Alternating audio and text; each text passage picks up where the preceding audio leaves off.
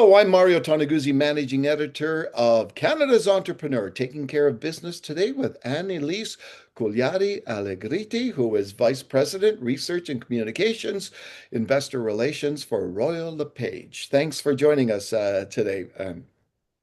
Thank you for having me, Mario. Nice to be here.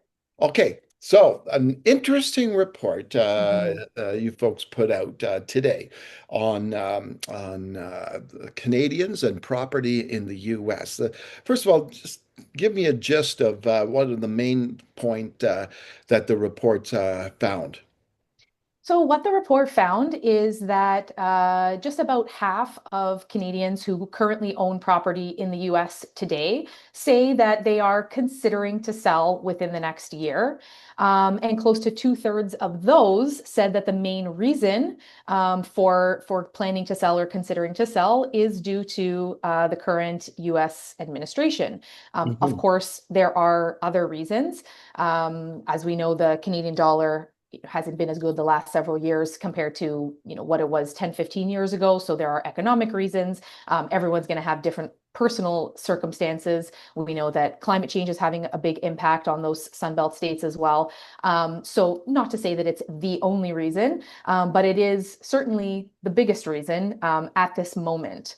And I think Mhm. what this really shows us is not to say that all of those people will end up selling, but it is a testament to the current sentiment that a lot of consumers are feeling. And we're noticing that impact here at home as well. There's a lot of economic uncertainty. Buying a home, selling a home, owning a home, taking care of a home, especially in another country, is a Yeah. huge responsibility. There's a lot of responsibility that goes along with that, and financial impact. And so people are thinking twice when they're not feeling super confident or sure in the current state of the economy.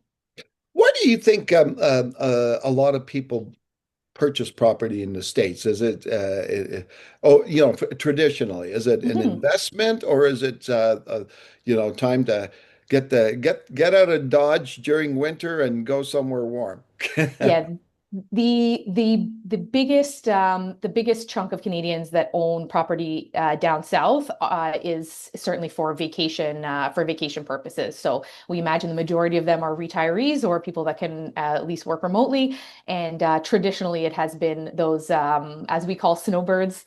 They try to escape the Canadian winters by catching a little bit of sun in the south.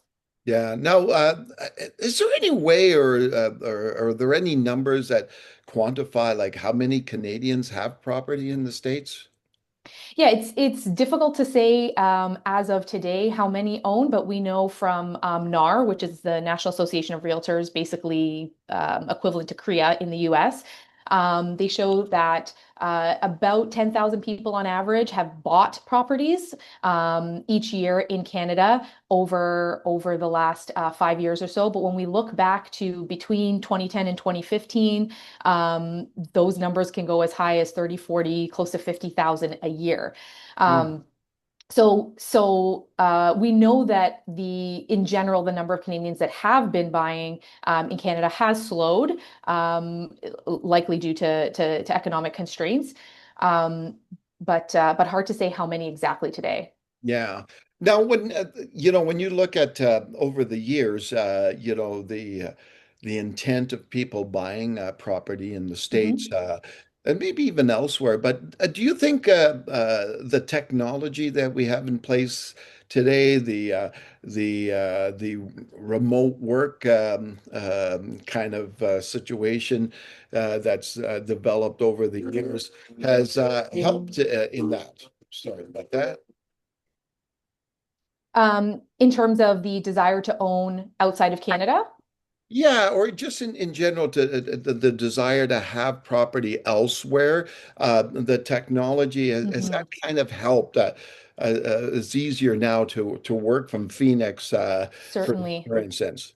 Certainly, we saw a huge wave towards the recreational markets, even here in Canada, during the pandemic and in that post-pandemic real estate boom, where cottage country, lakefront properties, cabin regions, a lot of rec markets in Canada, right across the country, really saw a massive increase in demand and activity when people were looking for more space in order to social distance, and then B, with the sort of push towards more remote work, fully remote work, or even hybrid work, there was just much more opportunity for people to be able to work outside of urban centers.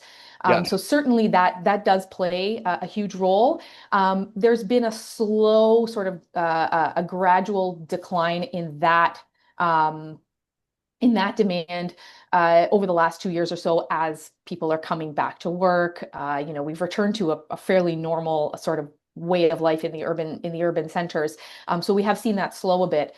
But about one third of respondents to the survey, whether they were currently owning and thinking about selling or had just sold even within the last year, they told us, about a third of them told us that they would consider reinvesting in the Canadian market. So we can assume that a good chunk of that will be back into the rec market, and possibly over the next year we could see another boost in Canadian cottage country.